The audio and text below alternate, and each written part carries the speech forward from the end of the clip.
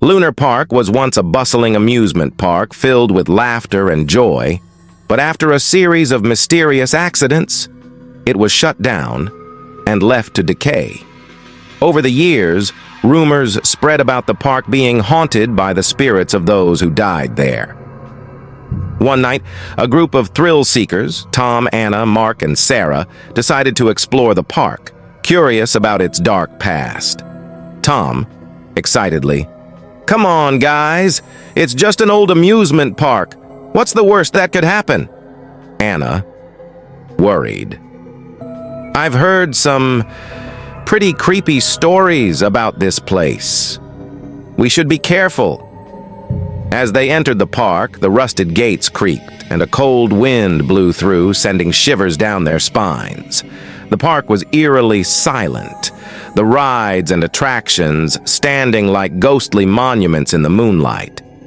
Mark, looking around, "This place is giving me the creeps already." Sarah, determined, "Let's head to the Ferris wheel. They say that's where the first accident happened."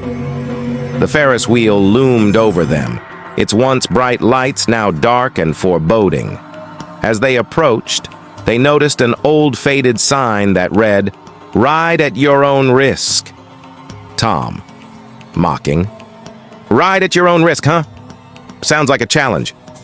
They climbed into one of the carriages, and as they did, the wheel began to move on its own. The ride creaked and groaned, and the higher they went, the colder it became.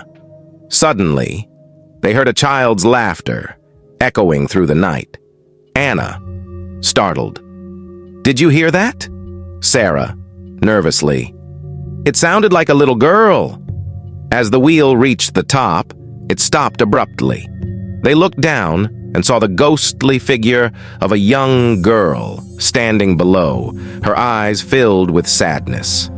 Girl, whispering, "Help me. Find my doll." The carriage began to descend slowly, and when they reached the ground, the girl had vanished. Determined to help, they searched the park and found an old, decrepit funhouse.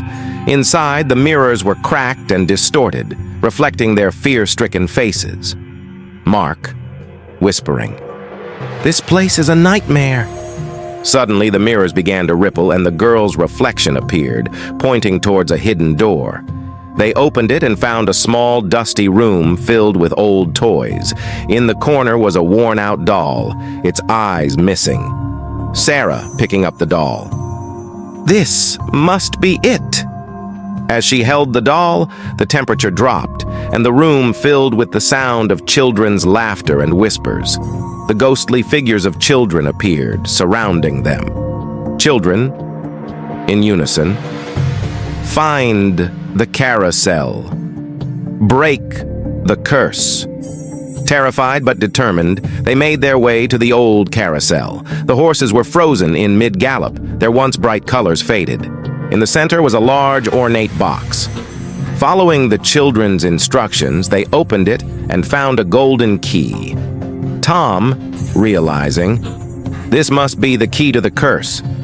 They inserted the key into the carousel's control panel, and as they turned it, the carousel sprang to life. The lights flickered on, and the haunting music filled the air. The ghostly figures of the children appeared, smiling as they were finally freed. Girl, gratefully, "Thank you. We can rest now." As the spirits faded, the park seemed to come alive, the oppressive atmosphere lifting. The group left Lunar Park, knowing they had uncovered its dark secret and brought peace to the restless spirits.